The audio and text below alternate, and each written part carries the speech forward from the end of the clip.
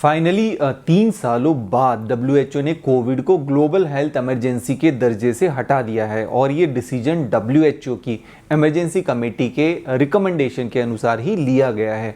अगर कंपेयर करें आज से 3 साल पहले की स्थिति को जब कोविड आया था और आज की स्थिति को, तो इसके जो ट्रेंड है उसको देखकर सभी को ये लगता है और सभी इस डिसीजन से सहमत होंगे कि अब इसे वैश्विक महामारी पेंडेमिक के दर्जे से हटाया जा सकता है।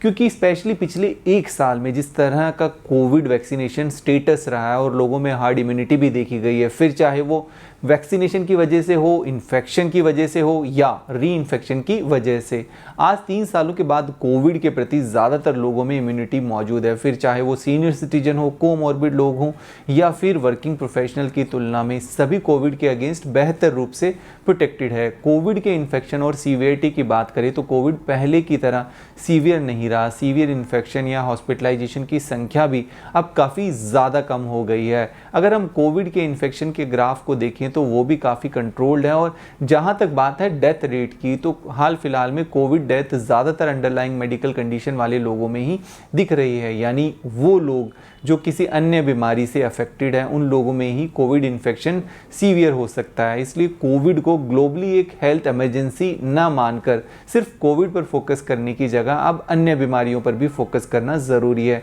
जिस तरह पिछले 3 सालों में हेल्थ केयर इंडस्ट्री ने कोविड पर स्पेशल फोकस देकर उसके बचाव और उनके प्रिवेंशन पर कार्य किया था, जिसकी वजह से अन्य बीमारियों पर फोकस काफ़ी कम रहा, जैसे कि heart problem, cancer patients and mental health issues and diabetes या लाइफस्टाइल डिजीज़, ये भी काफ़ी बढ़ गई है। और अब वक्त है कि कोविड वायरस के साथ साथ हम दूसरी बीमारियां, उनके इन्फेक्शन, उनके डायग्नोसिस और ट्रीटमेंट पर ध्यान दें। जहां तक बात है कोविड की, तो अब ग्लोबल लेवल पर भी कोविड से जुड़ी कई रिसर्चेस हो चुकी है जो सुरक्षा की दृष्टि से, इम्यूनिटी और ह्यूमंस की प्रोटेक्शन की दृष्टि से काफ़ी अहम है। इसके बचाव के लिए बेहतर से बेहतर वैक्सीन भी उपलब्ध है। डायग्नोस्टिक की बात करें तो पहले की तुलना में जब कोविड को पेंडेमिक डिक्लेयर किया गया था तब टेस्टिंग की सुविधाएं भी उपलब्ध नहीं थी, लेकिन अब आरटीपीसीआर मेथड के ज़रिए कोविड इन्फेक्शन की पुष्टि की जा सकती है। जीनोम सीक्वेंसिंग के जरिए वायरस के बदलाव को भी मॉनिटर किया जा सकता है। एक और जहां वैक्सीन ने वायरस की सीवियरिटी कम की है, वहीं ट्रांसमिशन को रोकने के तरीके से ज़्यादातर लोग अवेयर हैं।